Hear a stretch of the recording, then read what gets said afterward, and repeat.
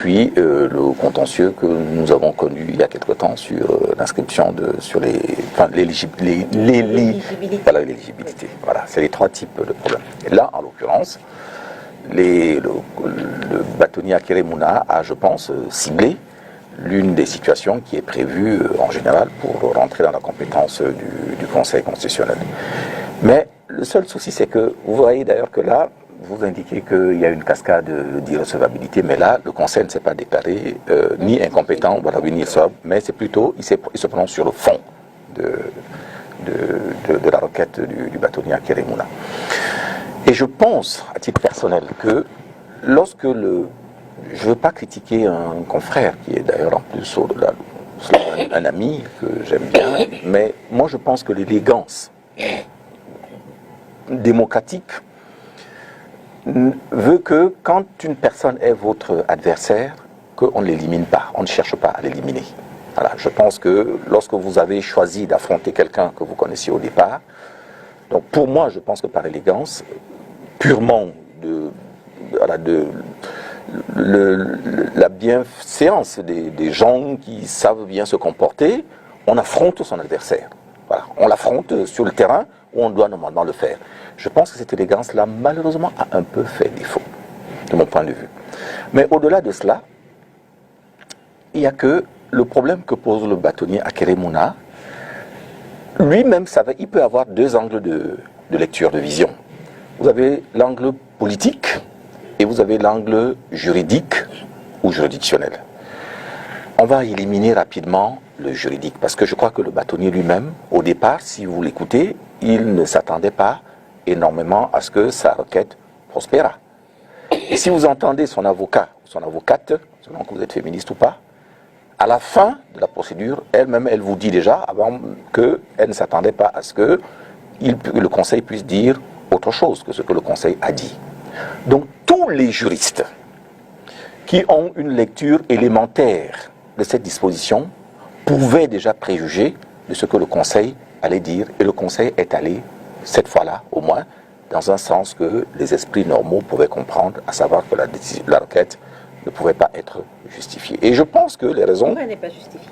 Elle n'est pas justifiée parce que les prévisions relativement strictes, je pense, on parle encore sur le terrain strictement de droit. Si vous me l'accordez quelque temps, et que mes copanélistes aussi le permettent, je pourrais peut-être dire un mot sur l'autre volet.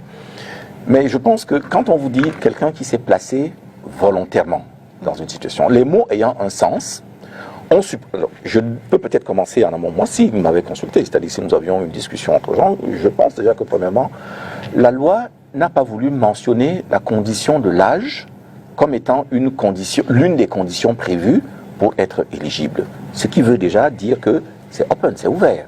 C'est-à-dire qu'en d'autres termes, vous pouvez avoir 40 ans, atteint de la maladie de Parkinson et autres, etc., qui est normalement la maladie des vieux, tout comme vous pouvez avoir 92 ans et être parfaitement en possession de l'intégralité. Maître Akere Mouna a précisé également qu'il ne parlait pas de l'âge du candidat Paul Biya. Tout le monde a compris que derrière, quand vous dites qu'une personne n'est plus en mesure de se prendre elle-même en charge et tout, il y a de façon sibylline.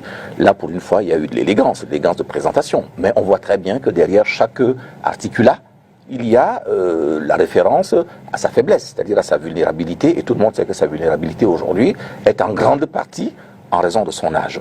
Donc, ça, ce sont des formules. Sur ce terrain-là, donc, il n'y a pas eu... on n'a pas pris en compte la notion d'âge. Le texte ne prend pas en compte la notion d'âge. Ce qui veut donc dire que si une personne venait à se trouver sous l'une des dépendances physiques, psychiques ou psychologiques qui était le fait de son âge, la loi ne s'applique pas. Puisque, de façon compréhensible, il ne s'agirait pas d'une situation dans laquelle la personne s'est mise volontairement. On ne choisit pas son âge, on ne choisit pas sa maladie. Donc, de ce point de vue, je pense que ce côté-là devrait, à mon avis, aurait dû être considéré comme étant peu efficace dans le cas de la requête de Maître Akere Mouna. Si on regardait maintenant l'autre aspect, où il nous dit que Madame Biya est elle-même française. Oui. Bon, déjà, premièrement, j'ai du mal à voir. On n'a pas dit que si on se mettait on n'a pas parlé d'une personne, d'un individu, on parle d'un État. Et Madame Biya vigoureux qu'elle soit, ou vigoureuse, ne peut pas à elle seule être tout un État, l'État de France. Donc j'ai du mal à comprendre là, encore dans l'interprétation stricte des textes, l'allusion que fait Mais est-ce le que la bâtonnier. délégation, parce que je pense que le bâtonnier a parlé également de la délégation permanente de signature accordée au ministre d'État et GPR, est-ce que ça ne rentre pas dans cette catégorie de dépendance finalement? Vous voyez que c'est vous qui êtes contradictoire finalement avec vous-même. Parce que l'actuel secrétaire général de la présidence de la République ne découvre pas, n'est pas le premier, sous l'empire de laquelle on a je vous dis, le décret est exactement le même. Il m'est arrivé d'intervenir dans un autre cadre pour le compte d'un ancien secrétaire général de la présidence de la République. Vous comparez son décret avec celui de son prédécesseur et avec celui qui lui a succédé. Je vous dis, c'est exactement... Lui également, il décidait des sujets qu'il soumettait Madame au chef de l'État. je vous dis que ne me prenez pas sur... Voilà, ne prenez pas ce que je vous dis pour argent comptant. Prenez... Dans l'ordre, je crois que vous avez dû avoir, comment il s'appelle encore, qui est en prison actuellement? Monsieur Mebara? Oui, il y a eu Mebara. Avant Mebara, vous avez eu Marafa, Midouaya, vous avez eu Mebara. Je crois que vous avez eu après Esso. Et puis après, c'est donc l'actuel. Prenez-les, tout simplement, et vous regardez, vous comparez ces formules-là. Il n'y a aucun changement. Aucun. Bien.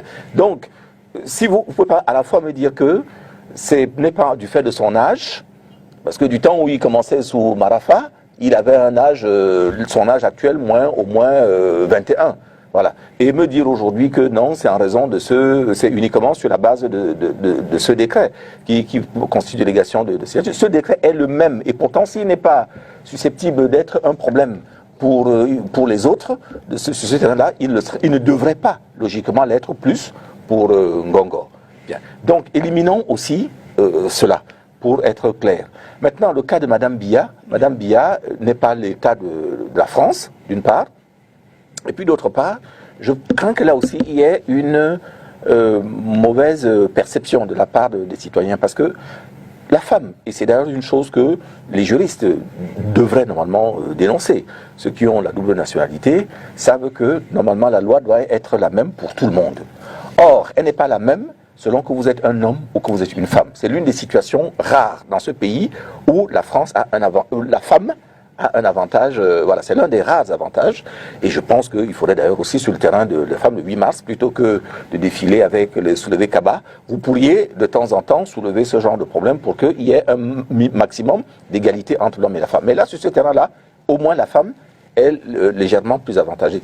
Et donc, la femme mariée, la femme de nationalité étrangère, qui épouse un Camerounais, ne perd pas sa nationalité. Si c'est par exemple le cas pour la France, qui elle peut vous permettre d'avoir 4 ou 5 nationalités, je parle ici sous le contrôle de mon confrère Job, qui lui a exercé autrefois ailleurs, et nous savons très bien que moi j'ai eu des clients autrefois qui peuvent avoir 4 nationalités en France, ça ne posait aucun problème.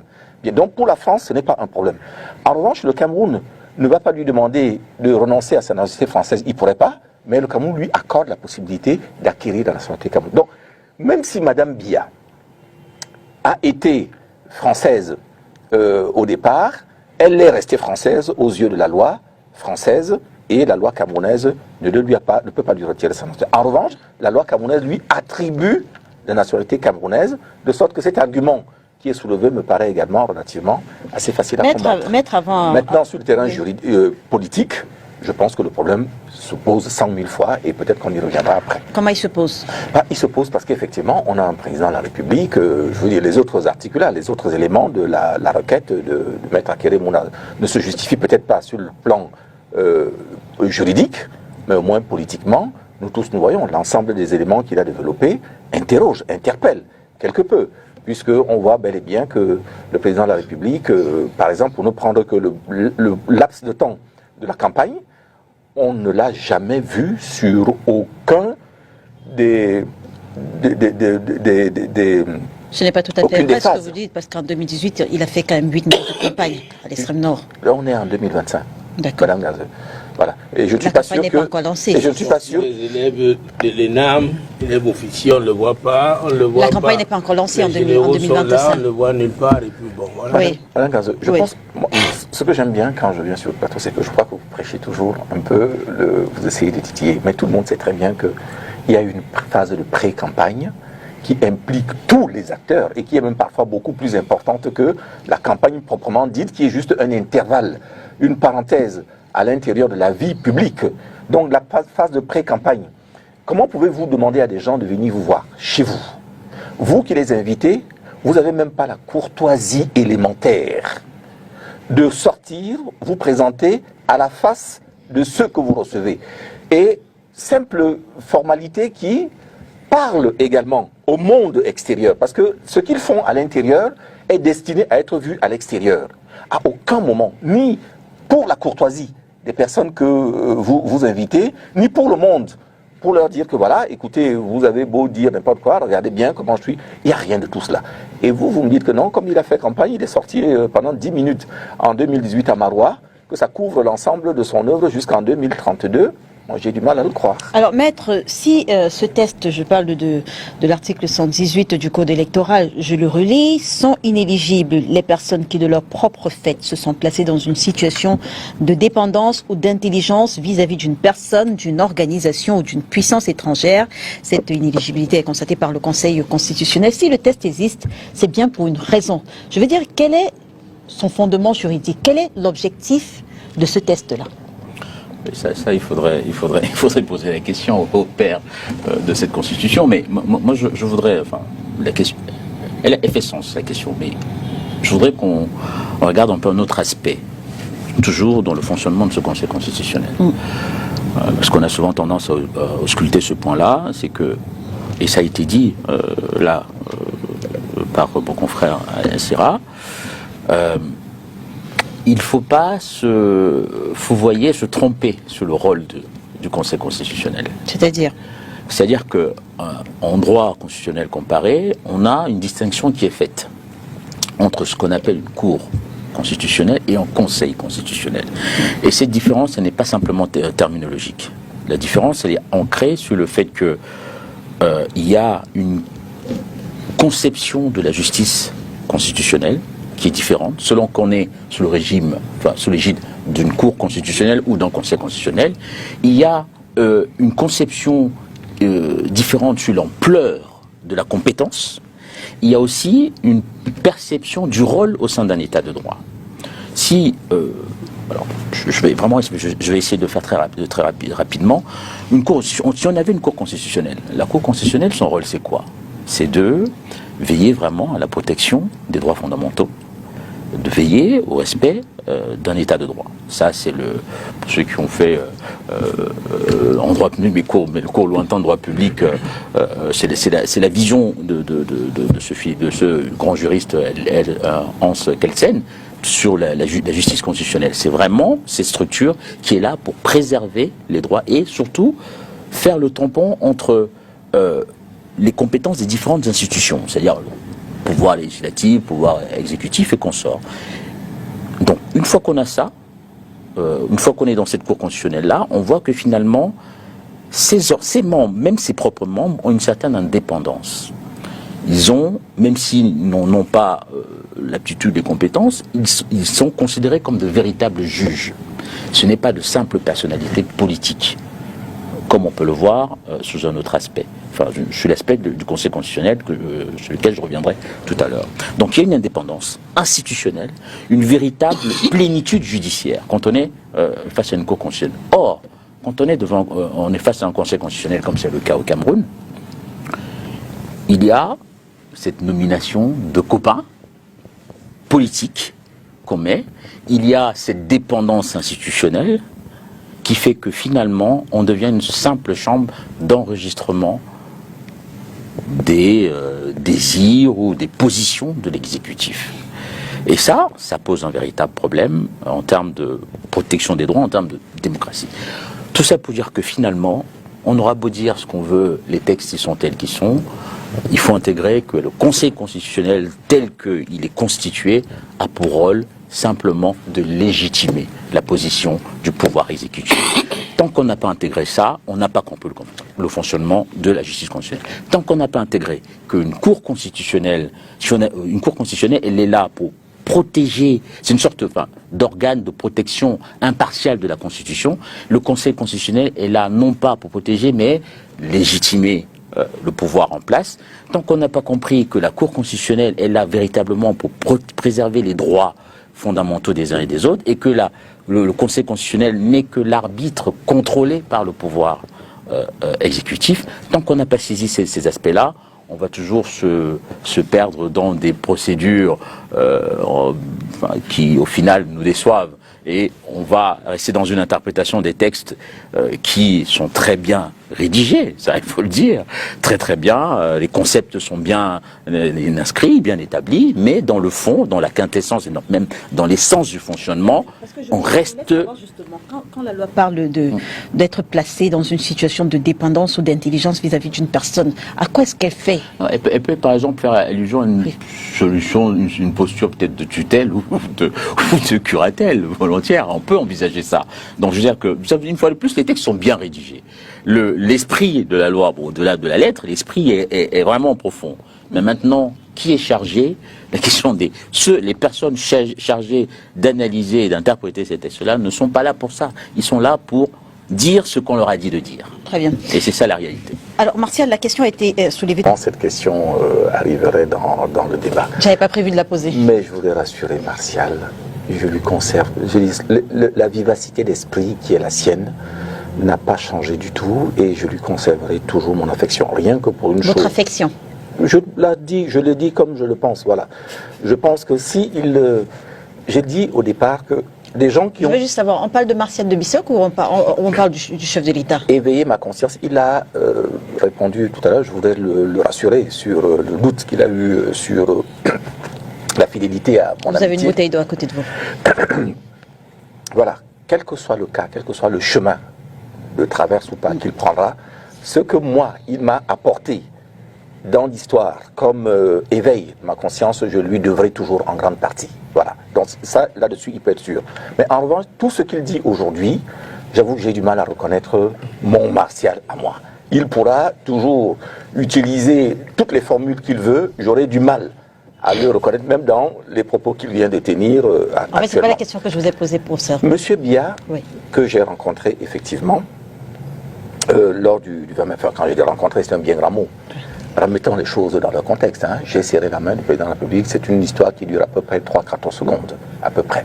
Et tout le monde sait très bien que, à l'occasion de ces événements-là, le président de la République est particulièrement préparé par ses médecins, par son staff, pour lui permettre de tenir. Voilà. Donc, mon constat, et c'est là où je pense que les uns et les autres ont été injustes, les amis de Martial ont pensé que ces 3-4 secondes voulaient dire que je lui avais donné un certificat de... Non, que vous avez retourné votre veste. Non, c'est notre débat, ça. C'est d'autres personnes encore qui l'ont pensé. Et les autres, en face, eux, se sont dit que ça voulait dire que je lui ai donné un certificat médical d'aptitude à gouverner éternellement et que donc, par conséquent, voilà. Or, j'ai décrit, et je veux dire, je le redis aujourd'hui. Ça n'aurait pas été le cas, je n'aurais pas dit, je l'aurais jamais dit. Et il le dit très bien. Je crois que lui, il a compris parfaitement le sens de ma pensée. Quand moi j'arrive au palais de l'Unité, effectivement, comme tout le monde, M. Biya a été donné pour mort quelques mois auparavant. On ne savait pas où il était. Il a disparu pendant un mois et demi. Nous tous, nous l'avons vu parfois divaguer un peu partout. Moi, personnellement, comme avocat, c'est-à-dire comme acteur de la vie publique à mon tout petit niveau, il m'arrive parfois d'avoir des interactions. Je crois que Calvin et moi, nous nous retrouvons parfois dans d'autres discussions en dehors d'ici, où nous avons besoin parfois d'arbitrage et autres qui ne viennent pas spontanément. Donc, quand moi je vais à la présidence, j'avoue que j'ai envie, à titre personnel, de me faire mon opinion personnelle de ce que peut être le président de la République, etc.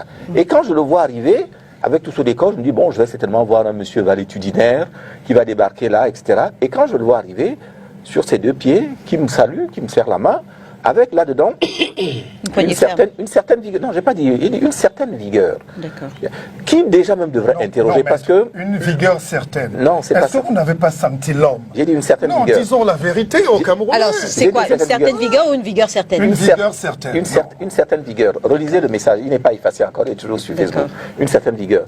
Si moi je serre la main de Martial comme ça, il ne m'arrivera jamais d'aller vous raconter la... Le seul fait d'avoir à évoquer la question de la fermeté de la main du président veut dire déjà que, et c'est pour ça que je vous dis qu'il a compris, veut dire déjà que il se posait en moi-même un doute au départ et que je ne m'attendais pas à trouver cette vigueur. C'est pour ça que je fais Donc cette j'insiste allusion donc sur la question express. C'est pour ça que le président Paul Biya gagne depuis 82, parce que beaucoup de gens sous-estiment sa capacité à être maître du jeu. Par conséquent, J'insiste sur la question Par parce conséquent. que Martial Bissok a soulevé un point. Est-ce que votre passage au Palais de l'Unité a changé votre vision de voir les choses? Martial Bissok faisait remarquer que vous faisiez partie sa vision voilà, oui, à bien lui. sûr. Oui, bien sûr. Est-ce que sa vision est la vision que vous faisiez partie justement des Camerounais qui remettaient en cause la gestion du pays. Est-ce que votre passage au Palais de l'Unité a changé ça? C'est ce que je Madame voudrais. Ranzo, j'ai passé à peu près 2 heures de temps au Palais de l'Unité et ça fait à peu près 20 ans que je vis dans le Cameroun. D'accord. Et malheureusement, le Palais de l'Unité n'est pas le Cameroun, véritablement. La vie de tous les jours, les routes, l'absence d'électricité, l'état désastreux des hôpitaux, le contexte particulier d'insécurité que nous connaissons, Très bien. le pouvoir financier, enfin, je veux dire, la capacité de notre pouvoir d'achat. Toutes ces difficultés qui sont difficultés au quotidien ne peuvent en aucune façon être contrebalancées par une poignée de main de 3 ou 4 secondes. Et je crois que le président de la République, tout vigoureux qu'il ait pu être lors de l'instant où nous nous sommes serrés la main, doit démontrer dans d'autres actes de la vie de tous les jours, et pas seulement que la poignée de main qu'il m'accorde à ce moment-là, il doit démontrer tous les jours qu'il est apte à assurer notre sécurité, notre vie de tous les jours des 20 millions de Camerounais. Très bien. Donc aujourd'hui, si vous me demandiez quel est mon choix idéal pour le pays, pour ce pays, malgré mon passage au 20 mai, je ne souhaiterais pas que le président de la République actuelle puisse continuer sa mission à la tête de ce pays. Est-ce que le docteur Gapout... Je voulais réagir un peu sur ce que Martial a Oui. dit tout à l'heure. Est-ce que le docteur Gapout est déjà avec nous? Il a fait... Oui, ça fait un moment. D'accord. Permettez juste que Moïse Guidjol réagisse rapidement et on vous reprend parce qu'on avait du mal à vous entendre tout à l'heure. Merci, docteur. Et je crois que peut-être Maître Asiga a terminé par là. Non. Nous ne pouvons pas nous asseoir et comment dirais-je, que le débat soit compris en otage le fait que le président soit là ou n'est pas là. M. Biya a dit qu'il est candidat, ou il a fait dire, des gens ont dit qu'il est candidat. Et le recours d'un candidat, Maître Akere, a bien demandé que le Conseil constitutionnel exige que le président se montre et qu'il se présente. Bon, là-bas, c'est autre chose. Je veux dire ceci. Il faudrait que Martial Bissok comprenne et qu'il dise au président, là où il est, qu'il y a 5 millions d'enfants camerounais qui souffrent de la malnutrition. Il faut qu'il le lui dise et qu'il faut qu'il agisse en urgence. Il faut que le président le comprenne. Il faut qu'il comprenne que tous les éléphants blancs, du fait de leur mauvaise gouvernance, qui ont favorisé tous les détournements massifs, je veux parler des barrages, je veux parler des autoroutes, je veux parler de ceux qu'on ne voit pas, sont le problème des Camerounais. Et que nous voulons avoir l'élégance d'aller à l'élection et battre le candidat Biya. Parce que je vais finir par là. Vous avez entendu parler de Yaya Jammeh. Lui, il était militaire, c'était un général. Il était président en Gambie. Il avait son conseil électoral indépendant, je ne sais pas trop comment il appelait ça là-bas. Chez lui, il avait toute son armée. Parce qu'il est général. Toute son armée avec lui. Il contrôlait tout. Il régentait tout. Il s'est tapé, il s'est payé le luxe d'enlever plus d'une vingtaine de candidats. Et il s'est choisi quelques 3 ou 4 candidats. C'est pas pour la élection. Mais au soir même, on n'a pas attendu que le Conseil constitutionnel le dise. Le soir, les résultats sortis des urnes ont montré qu'il a fait l'élection. Il a voulu faire comme il a voulu faire. Sauf que là, ça n'a pas été possible. Il est parti en exil. Nous ne le souhaitons pas, président Biya, parce que nous allons le battre. Très bien. Le 12 octobre. C'est ce qu'il faut retenir. Docteur, nous travaillons à cela. Docteur Gapout, vous êtes de légitimité politique et même sociale quand on sait qu'il est également question de garantir une compétition perçue comme étant équitable par tous finalement. Oui, la légitimité politique, en fait, c'est une sorte de...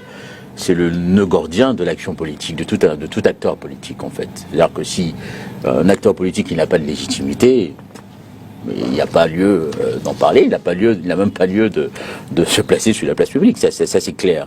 Mais maintenant,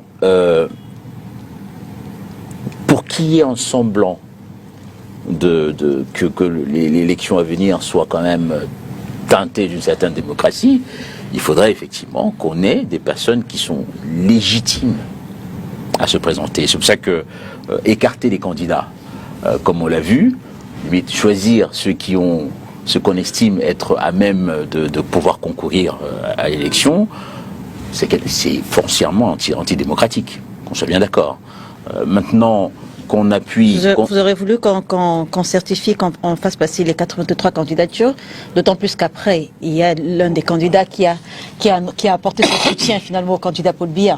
Oui, peu importe, mais pour moi, il faut que ceux qui sont légitimes, ceux que la population estime comme légitimes à être candidats, devraient concourir.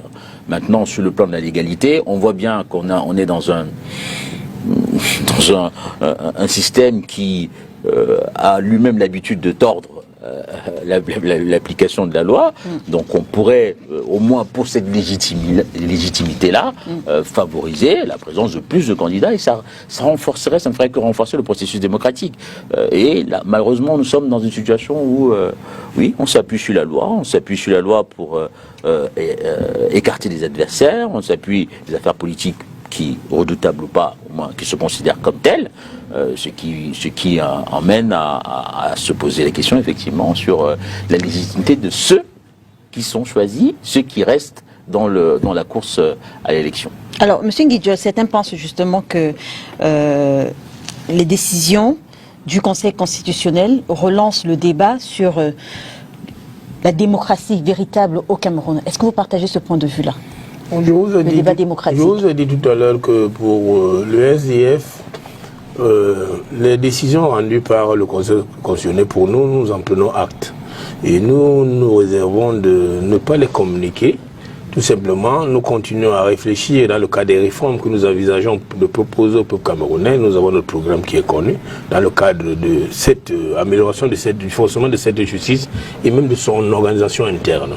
Il y a beaucoup de choses qui ne se limitent pas seulement au Conseil constitutionnel. Le Conseil constitutionnel ici, après les missions, si je me réfère à ce que Maître Assira a dit ici, les missions qui lui sont confiées, il faut poser la question à celui qui l'amène. Mais nous savons que c'est un appareil politique, institution politique, qui est là pour légitimer naturellement les décisions de celui qui a mis ce conseil en place. Donc il y a le fait de ces nominations qui posent problème, et il faudra donc revoir cela. Donc pour nous, nous préférons continuer, nous ne voulons pas, j'ai failli dire comme mon candidat Joshua aussi, nous ne voulons pas rester dans des distractions, nous voulons aller droit au but, parce que le 12 novembre, ça presse pour nous, et nous voulons y aller très rapidement pour, comme je l'ai dit ici, en finir avec un autre Yaya Jammeh au Cameroun. D'accord.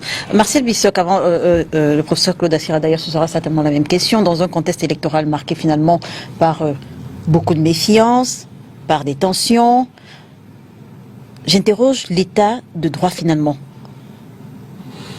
Mais c'est pour ça que je suis sur ce plateau. Rassurez-vous, je n'ai pas une mission difficile. Ma mission est simple. Je viens dire aux Camerounais que nous sommes tous Camerounais et qu'il y a un Cameroun qui continuera après le 12 octobre. Et quand j'écoute mon aîné Nguidjo parler de Yaya Jammeh, donc d'une gambéisation du Cameroun, je suis très choqué. C'est pour des gens comme ça que nous sortons pour leur dire attention, le Cameroun c'est pas la Gambie. Il faut quand même avoir toute proportion gardée, un peu de retenue. Parce que là, il subodore des choses, c'est-à-dire, voilà, un putsch, un coup d'État, la guerre civile, c'est des choses qu'il ne faudrait pas évoquer sur ce plateau. Enfin, ou dans un pays normal. Vous avez dit ce que je n'ai pas dit. Non, oui, qu'est-ce que vous appelez... Qu'est-ce que vous... confiance à ton non, oui. Ne jouons pas sur les mots. Je ne veux pas dire ce que je n'ai pas dit. Je vous dis donc que vous avez 40... un cas de figure, écoutez... un homme politique. Si vous en êtes un, ceux qui m'écoutent et qui nous écoutent comprennent. Écoutez, monsieur Nguidjo, je ne peux pas vous laisser passer. Je veux donner du moral au peuple camerounais. Non.